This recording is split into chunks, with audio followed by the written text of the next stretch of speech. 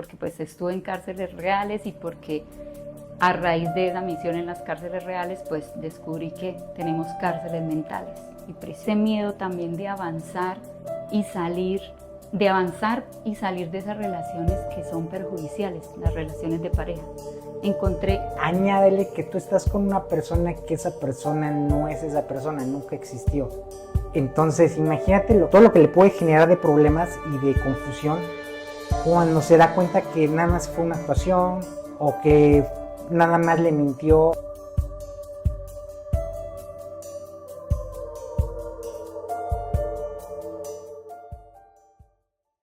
Hola amigos, ¿cómo están? Otra semana más de su programa y de su podcast Libres de Psicópatas. Sigo aquí con mi estimada Isa Almeida, aquí en Medellín, con un calorcito bien rico. ¿Cómo estás?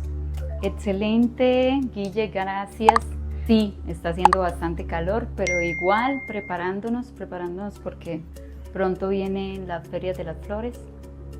Uy, platícame, ¿cómo está eso de la Feria de las Flores? Platícanos un poquito. Sí, para invitarlos a todos los que puedan y si no, para que se ¿De qué trata? y vean.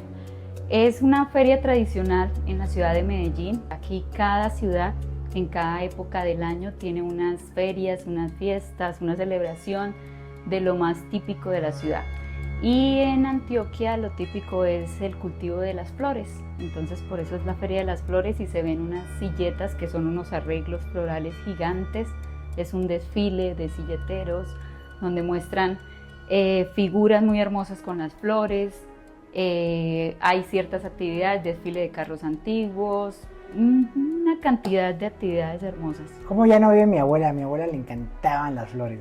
Sí. ¿Cómo ya no vive si no me lo hubiera traído aquí a que conocieran las flores? Se hubiera enamorado de Medellín. No sale, yo creo que también, sí, yo también creo que sí. Ella fue la que me creó y ve, yo de aquí no salgo. Yo creo que traigo la escuela de ella. Bueno, pues les cuento y te cuento, bueno, tengo una comunidad en WhatsApp. La comunidad se llama Umbral de Libertad y bueno, tratamos básicamente lo que son los bloqueos mentales, los bloqueos emocionales y como tú sabes y como la comunidad mía sabe, de pronto para que lo entienda tu comunidad, yo llevo todo metafóricamente, lo llevo con metáforas de la cárcel, porque pues estuve en cárceles reales y porque a raíz de esa misión en las cárceles reales pues descubrí que tenemos cárceles mentales y prisiones emocionales.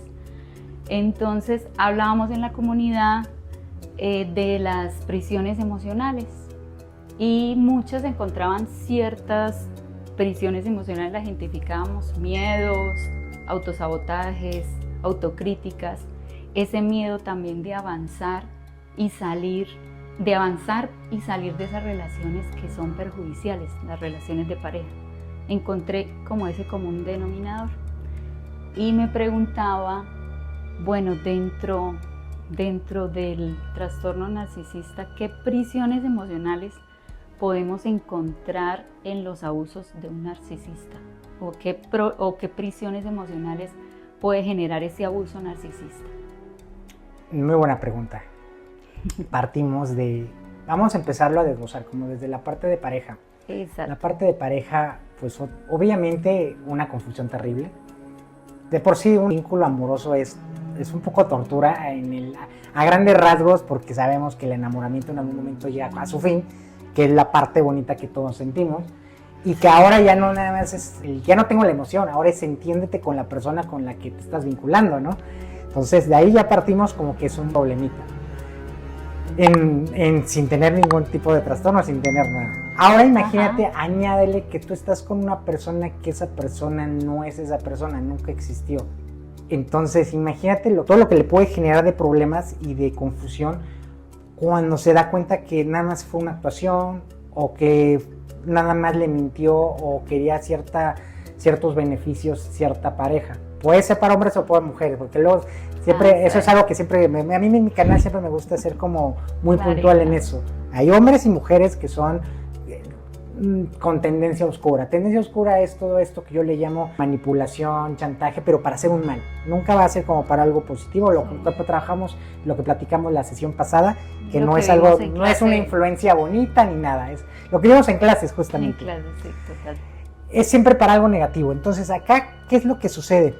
que te va generando esa taza donde se va llenando con agüita y llega un momento donde ya tienes el vaso lleno. ¿Pero el vaso lleno de qué? De mucha confusión, disociación, porque en ese trayecto se dan unas manifestaciones como la devaluación, se da como el gaslighting. El gaslighting, ¿qué significa? El cambiarle la perspectiva a cierta persona de ciertas cosas. Por ejemplo, tú aquí tienes un cuaderno, te lo esconden, te lo cambian de lugar y después tú dices, pero aquí lo dejé, ¿no? Por ejemplo, no, pues ya no está ese cuaderno y tú nunca lo moviste y tú dices, es que tú lo moviste. Entonces te empiezas a crear una confusión muy gradual, pero todo con un fin, ya sea un fin que es para que te quieren quitar, como drenar, pero a quitarte algo que tú tienes, aparte de tus reacciones, aparte de tu tranquilidad o de tu economía, hay fines para esa persona, que es la manera que se regulan este tipo de personas. Entonces, ¿qué genera? En pocas palabras, genera un trauma y viene acompañado de un estrés postraumático.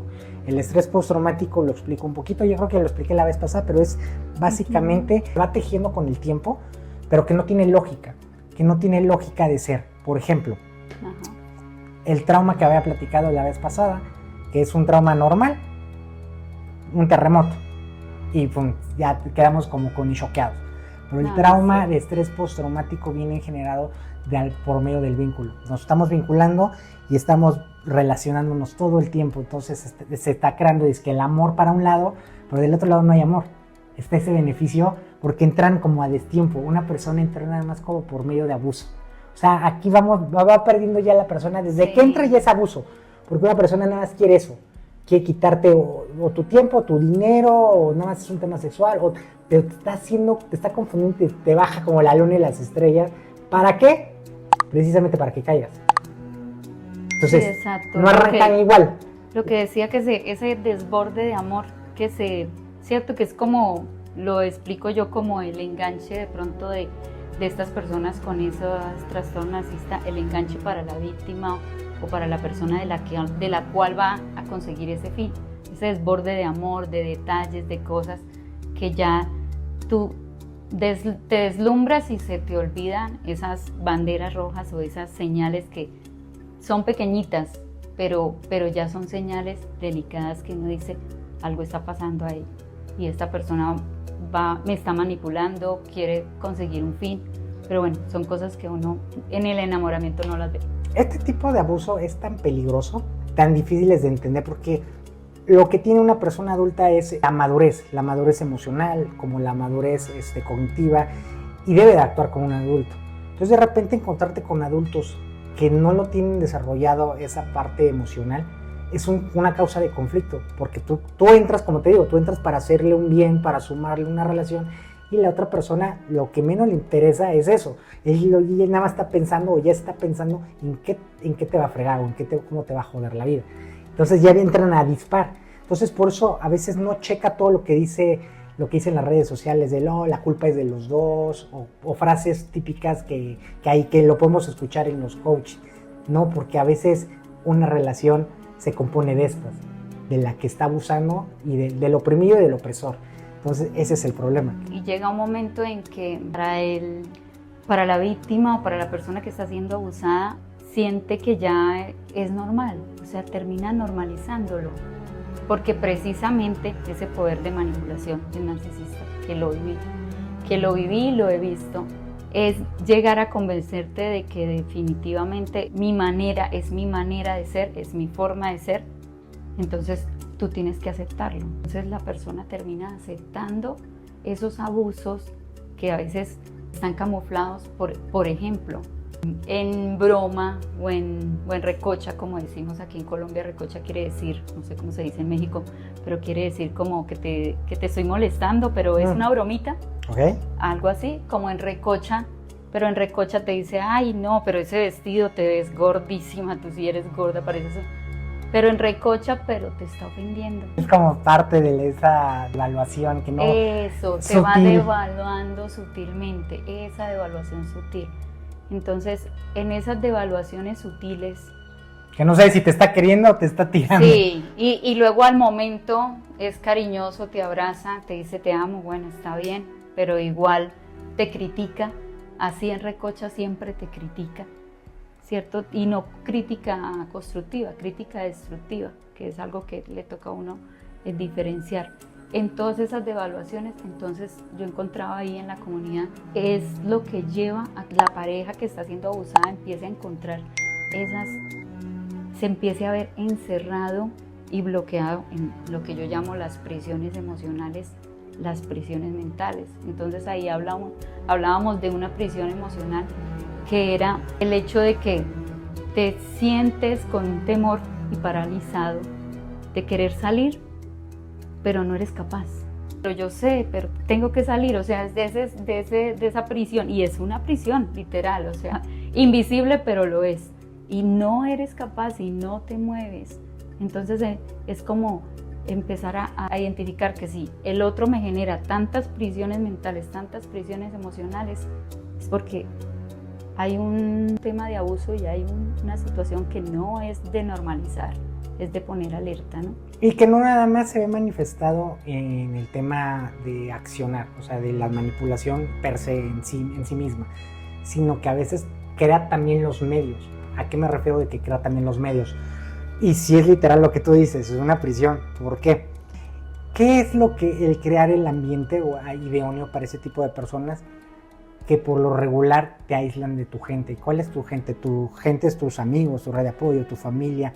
Entonces no hay de dónde te sostengas, porque si tú eres una persona que está sola conviviendo día a día con tu psicópata o tu narcisista, pues imagínate la disociación. Me han llegado pacientes que me han dicho, es que me decía que era de cierto color, cierta cosa, y yo le decía, es que no. Y para ya no tener problemas, se la compraba decirle, no es cierto color esto, para que ya no meterse en problemas. Pero ella sabía que no, y entonces eso, por tal de ya no hacer el problema más grande, lo deja pasar. Pero ¿qué pasa? Con el tiempo eso se vuelve traumático, porque imagínate el día que salgas de esa relación o intentes salir, vas a necesitarlo, porque vas a entrar en una confusión y intermitencia abismal, que ya no sabes qué es verdad, qué es mentira, y luego sin tener tu red de apoyo, tu gente, tu familia, ellos crean también ese escenario. O sea, no nada más es la manipulación, no nada más es el te voy a tirar, o sea, aparte crean el escenario para que tú te aísles. O sea que podríamos decir, o bueno, para mi comunidad que me entienden en estas metáforas, que el aislamiento sería otra prisión emocional que genera el narcisista. Totalmente. O sea, si tú te sientes que definitivamente te estás aislando de las personas que quieres, de tus amigos, ya estás en una prisión emocional. Podría ser como una red flag. Luego. Exactamente, podría ser una red flag. Imagínate qué tan trascendente es el abuso a cualquier nivel, a cualquier escala, de papá a niños, de jóvenes a padres, de relaciones, de cualquier vínculo. Imagínate qué tan fuerte es que irónicamente el abuso narcisista, irónicamente, viene generado por un abuso a nivel tutores, por lo regular es a nivel tutores, ya sea papá, mamá o con la gente, las primeras personas con las que tuvo acercamiento de niño. Imagínate qué niveles para crear un adulto disfuncional emocional. Son personas que tienen una afectación emocional rotunda, entonces ya nosotros los vemos ya en la edad adulta, como dices, en parejas, y ya lo puedes identificar, digo, a veces no lo identificas. Pero imagínate qué tan fuerte es que irónicamente ellos pueden crear un trastorno narcisista. O sea, con el promedio del abuso, irónicamente vienen diseñados los trastornos narcisistas. O sea, para que alguien haya sido o sea trastorno narcisista catalogado, viene de un abuso. Viene de un abuso, okay. Por lo regular viene de los padres o de la gente, de su primera gente, de la primera... O el primer vínculo. El primer círculo, exacto. Y irónico, ¿no? ¿De qué depende que sí, qué depende que no? ¿Qué tipos de abuso? ¿Qué depende de que sí o que no? Uh-huh. Si hay amor o si hay algo de valores en un tutor o en alguien que pueda haber. Siempre hay alguien que te da como principios, te da valores o te da protección. De eso depende mucho de que el niño no crezca siendo un psicópata. Pero por lo regular va que vuela a que sean psicópatas, narcisistas y todo, porque tienen todas las características. Creó el narcisista todo el escenario, lo que te platico, creó todo el escenario para que se desenvuelva de esa manera, para que se aísle esa persona. Entonces por eso en la edad adulta ahí es donde descubrimos muchos que es un trastorno narcisista, que tiene muchos problemas emocionales. ¿De qué depende? Que mucha gente se dé cuenta, vea la raíz y vea sus heridas, que es también la mayoría, que prefieren cambiar, el que tuvieron algo de amor. Hubo algo que les dio un poco de amor, que les dio valores, y esa línea no se la volaron. Pero en general, el trastorno narcisista, las personas que hoy actúan de manera equívoca, vienen de un daño a la primera infancia. De un abuso en la primera infancia. O sea que lo que yo llamo, bueno, yo lo llamo, como me encanta, con metáforas para que de pronto las comunidades puedan entender, pero aquí en Antioquia, y bueno, para que lo sepa tu comunidad, hay algo que preparan en los hogares, en la familia, la abuela, la mamá, es algo especial, el fiambre, que es una comida preparada casera, que se hace pues bien rica, se envuelve en hojas de plátano, y es como algo de tu casa, ¿cierto? Entonces yo lo llamo a eso, yo digo que cada uno tenemos un fiambre, o sea, tenemos un fiambre que traemos de casa, o sea, los valores, las enseñanzas, los principios, ese amor, ese afecto que se quedó, ese afecto que se ve en ese fiambre de comida, pero es el afecto que uno trae, digo yo, el fiambre que uno trae de la casa. Entonces, si la persona, a pesar de sus dificultades o si ha tenido algunos abusos, pero tiene ese fiambre, te puede rescatar de que no se pueda desenvolver. De hecho, yo lo he platicado con mi comunidad, lo he platicado en anteriores veces. Yo era un psicópata en potencia. No sé si era psicópata, obviamente no, pero sí podría haber sido un trastorno antisocial, lo que te dice el DSM-5, que es el trastorno antisocial. Yo tenía todo eso en potencia, o sea, yo era una persona que volaba para ser una persona psicópata por cómo me manipulaba a la gente, cómo le veía la cara a mis exnovias, a mi familia, etc. Pero había algo que siempre me hacía check, eran los valores y el amor de mi abuelo. Y aunque ya no lo tenía, lo recordaba todos los valores y a dónde iba. Y entonces cuando siempre va a haber gente con la que te desenvuelve de todo. La gente, buena influencia, la mala influencia. Sí, siempre va a haber de todo en todos lados. Siempre me salvó a mí esa línea, el tener esos valores, ese amor. Porque me decía, no, yo no puedo hacer esto, yo no puedo hacer. Y ya cuando yo ya veía a alguien que estaba sufriendo, que yo le estaba haciendo sufrir, no, él decía, no, ya no puedo hacer eso. Como que siempre yo decía, ya no. Eso es tan importante. ¿Cómo le dices que le llamas tú para acá? ¿Cómo le el fiambre. El fiambre. Hoy la metáfora es el fiambre. La metáfora. Preguntémonos qué fiambre traemos de casa. Si yo no hubiera tenido eso, ahorita hubiera estado en la cárcel, hubiera estado muerto, y siempre lo he platicado, sí te salva el que tú creas, el que tú tengas las condiciones idóneas para no desenvolver ciertas patologías en este caso. A mí me ayudó. Sobre todo el afecto, ¿sí? Claro, el afecto, el amor, el cariño, los momentos y lo que yo llamo tiempo de calidad. Ese tiempo de calidad que sacan sus padres con sus hijos es tan importante porque mira, pueden estar evitando que un niño genere este tipo de patologías, de trastornos. Te cambia la vida. Te cambia la vida. Y eso, si no lo tienes, ¿en qué se convierte eso? Y eso, el resultado, el que si no lo tienes eso, en automático sí te puedo decir que podrías estar en la edad adulta con un trastorno narcisista, con una sociopatía, con un trastorno antisocial. O sea, caben la posibilidad, son muchísimas si no tienes eso. Entonces, bien importante, sí es bien importante, aunque consideren que un chico o una chica a temprana edad tiene unos comportamientos negativos o detestables, sí se puede hacer mucho. A esas edades se puede hacer demasiado. Ya una vez desarrollada su personalidad en la edad adulta, es incomplicado. Por eso ya la psicología te dice que ya no hay forma de que cambie. Claro, ya es un trastorno y ya los trastornos más complejos de buscar un cambio. O sea que hay que estar alertas con los adolescentes, preadolescencia, la niñez. Primeros rasgos. Darles amor, de darles amor y transformarles esas actuaciones que hay que enseñarles que no están bien, pero que igual se puede hacer desde el amor. Creo que es totalmente, como es clave el amor en la primera infancia. Qué buen podcast el día de hoy. Sí, bastante. Y bueno, después de este podcast tan bonito y bastante enriquecedor, es como la invitación, ¿no? De que si vamos a encontrar todas estas señales, todas estas alarmas, identificamos todas estas prisiones emocionales, prisiones mentales, busquemos ayuda porque si tú ves que estás realmente en una prisión invisible y estás paralizado, algo está pasando.